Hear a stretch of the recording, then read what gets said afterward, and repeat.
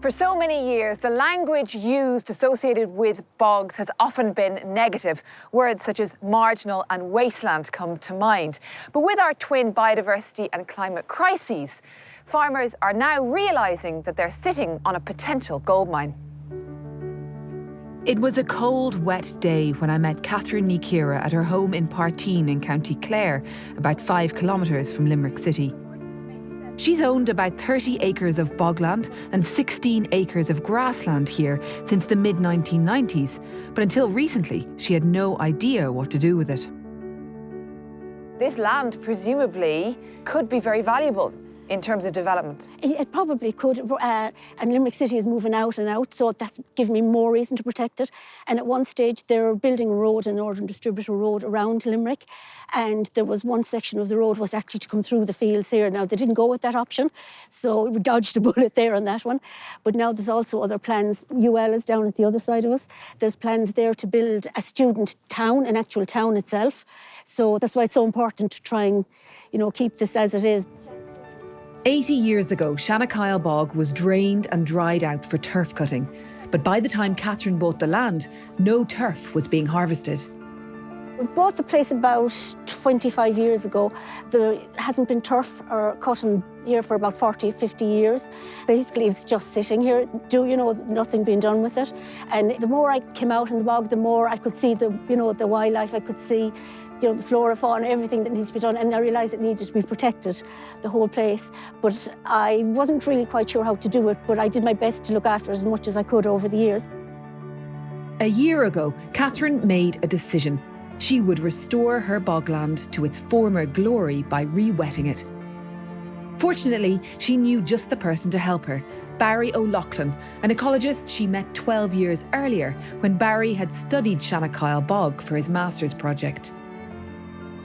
When I went on the internet, as it was overwhelming because I didn't know where to start. And then I remembered Barry was the expert on the bog here. So I contacted Barry, and sure, Barry was onto me like a shot, So he was brilliant. He worked for Bord na Móna as well. So he knew, about grants for there. He knew how to go about rewetting it. He knew the right people to get in the hydrologist and to make sure that we didn't, none of the land around got flooded or anything like that. Catherine and Barry set up the Shanakyle Bog Restoration Group and secured €55,000 of public money from the EU's European Innovation Partnership.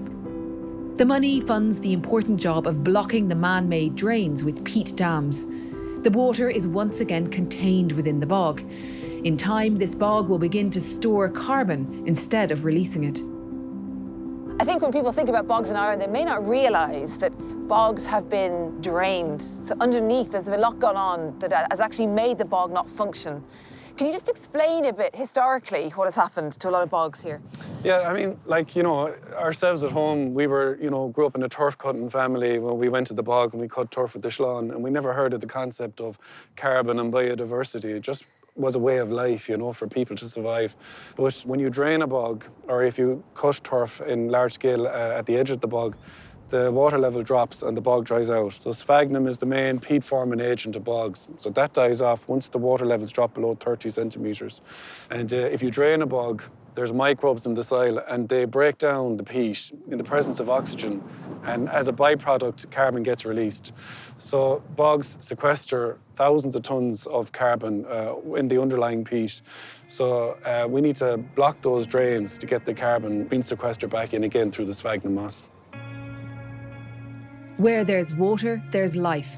Rewetting bogland can dramatically improve biodiversity by attracting wildlife, but it also has another major function. Barry, I wonder as well about flooding. When I look at the water here, I know that we're just a few kilometres away from the Shannon. It is in many ways part of the Shannon system here, isn't it? It is, yeah. It's part of the Shannon catchment.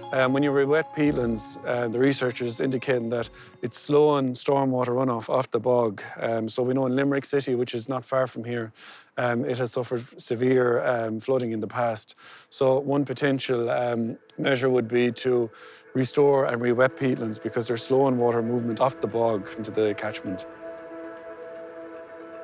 Although it's yet to be finalised, there is provision in the latest draft of the Common Agricultural Policy for landowners to be financially rewarded for environmental measures, such as restoring bogs. It's a no-brainer. It's a win for climate, it's a win for biodiversity, and it's money in the farmer's pocket, which they're not getting payment for at the moment. These habitats are actually Ireland's ticket to achieving and reducing their greenhouse gas emissions. So now the West is now seen as a lucrative option, I'd say, with peatlands and wetlands for payment for farmers.